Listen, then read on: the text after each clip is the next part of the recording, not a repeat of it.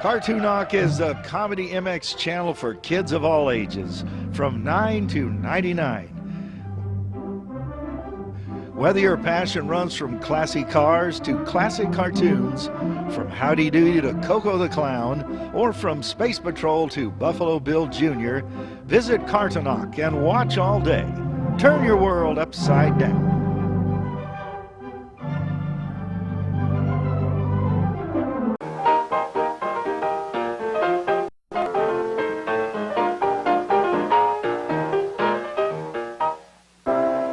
Greetings, one and all. 'Tis I, the great Thackeray.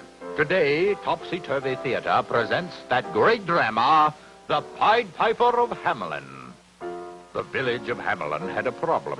Rats, jillions of them, eating and a-chopping day and night. They were... on with the show. Yes, I know. But the mayor's trying to do everything he can. Yes, I'll tell him. Bye-bye. Oh, rats! Scat, you pesky rats, scat! If the mayor doesn't find a solution soon, there'll be nothing left of Hamlin Town. Yes, Mr. Mayor? Rattle, come in here quick.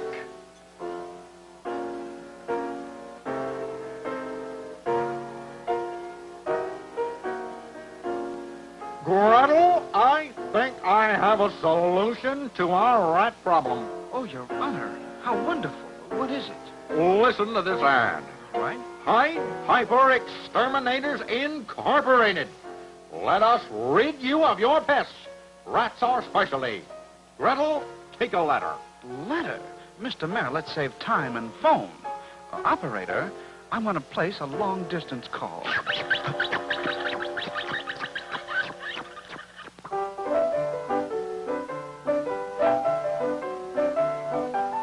Mr. Mayor, I'm the Pied Piper. I came as quick as I could. Now, what's your problem? Rats! They fight the dogs and kill the cats and bite the babies in the cradle and eat the cheeses out of the vats and lick the soup from the cook's own ladle. Offhand, my guess is you're probably over-ratted. Piper, what's your price to rid Hamlin Town of the rats? I will rid Hamlin Town of every rat, large and small, for 1,000 guilder. 1,000 guilder? Why, that's robbery! But agreed. How do you do it? Easy. I just toodle a bit on my magic flute.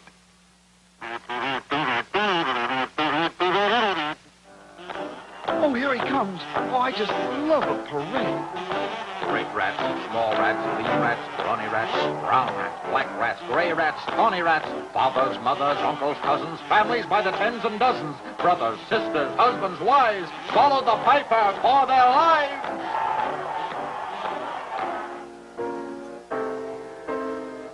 1,000 guilders is too much money, especially for such awful music. It'd drive anything out of town. But I kept my part of the bargain. So you did. Well, it's done now, and there's nothing more you can do about it. No, nothing except finish the job I started. Drive the last and biggest rat of all out of Hamlin Town. You cheater, you!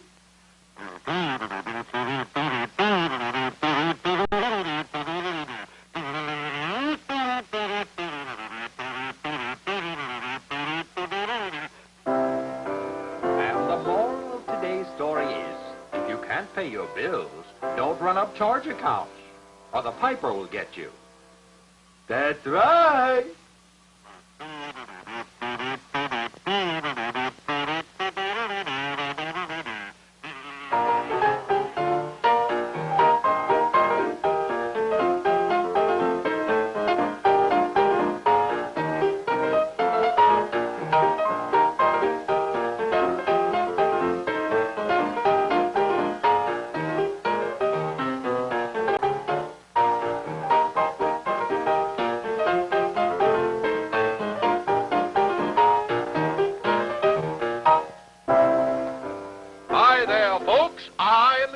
Thackeray. Today, Topsy-Turvy Theater gives you that familiar old tale, Rip Van Winkle. Let her rip. Rip Van Winkle, you're the laziest man in town. Oh, I wouldn't say that. You're the laziest man in the United States. Well, that's better. Now get up and go to work. Go fishing. Do something. Don't just sit there. I'm watching this program, Martha and Henry. I think Henry's going to propose to Martha today. He's been going to do that for the last 6 months. Martha, my dear, at last I'm going to say it. Will you marry me and become my wife? Well, Henry, I mean, this is rather sudden. So ends today's episode, ladies and gentlemen. Will Martha marry Henry? Tune in tomorrow. Now a message from our sponsor. Well, he finally did propose. I'm disgusted. I'm going out for a walk. Be back for supper, so cook it.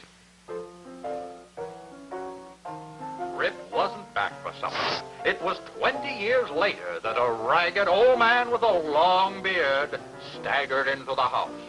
Sarah! Oh, Sarah! Is supper ready? I'm home. Who are you, sir? What are you doing in my house? Why, I'm Rip. I live here, doggone it. You know, I believe you are and do. Where have you been for the last 20 years? Has it been that long? Well, I took a little nap. I'll say you took a little nap. Well, sit down and watch the T&V while I get supper ready. Say, is Martha and Henry still going? Oh, yes, and it's just time for them. Well, Henry, I've been considering your proposal for quite a while. Quite a while? He proposed to her 20 years ago. And I'll let you know definitely next week, I think. Yes, folks. Tune in next week and hear all about it. And now, a message from our... Well, the girl has to think it over. You didn't. You said yes before I got halfway through. Well, I was afraid you'd back out. Say, how about that Western, Home on the Range? Is that going yet? Oh, yes, it's on now. Channel 17. The last time I saw it, the Indians were attacking the fort.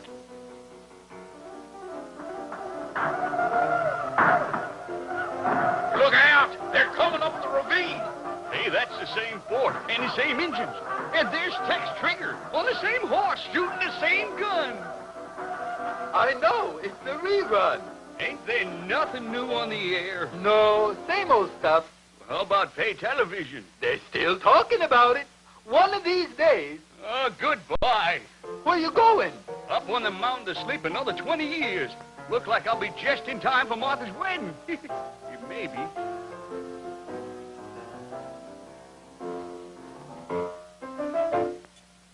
Now, how can a man sleep for 20 years?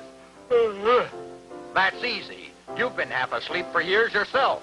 Now, the moral is, be the best of whatever you are. If you're a sleeper, be the biggest one. See you in 20 years, folks.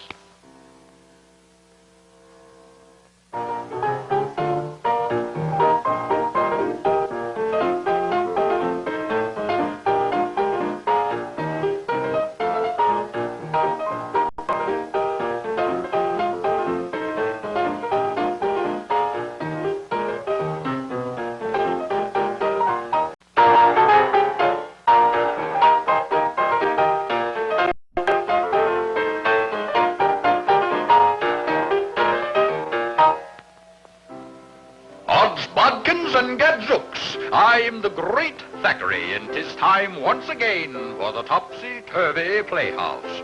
Today's literary masterpiece is entitled Robin Hood.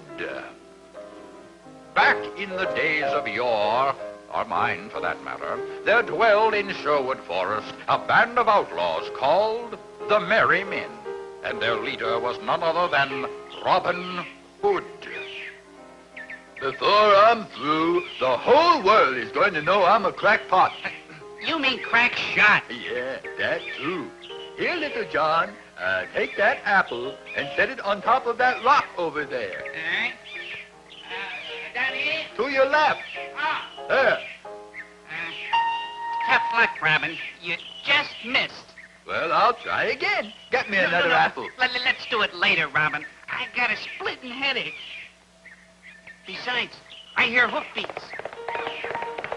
That must be Prince John coming. Egad, I must have taken a wrong turn at the clover leaf. Your money or your life, Prince John? The villainous Prince John surrendered his ill-gotten gains and hours later reported the incident to the Sheriff of Nottingham. So, that scoundrel Robin Hood is at it again, huh? Yes, and there must be some way to trap him. Well, there is. Robin thinks he's the best crackpot in the kingdom. You mean crack shot? Well, that too. Yeah. Therefore, we'll hold an archery tournament, see? And here's what we're going to do. Uh-huh. We get a Robin out there, see? Yeah. We get the bull here.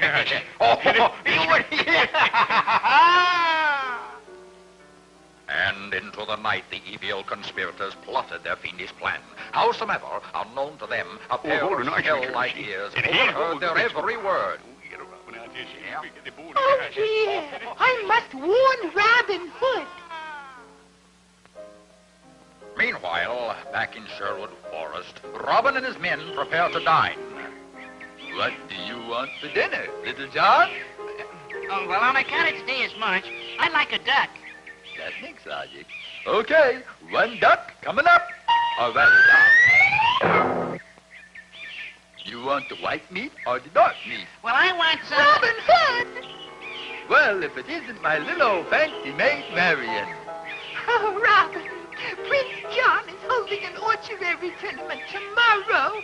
I know it, and I'm going to be there. Yeah, and he's the biggest crackpot in the kingdom, you know. Crack shot.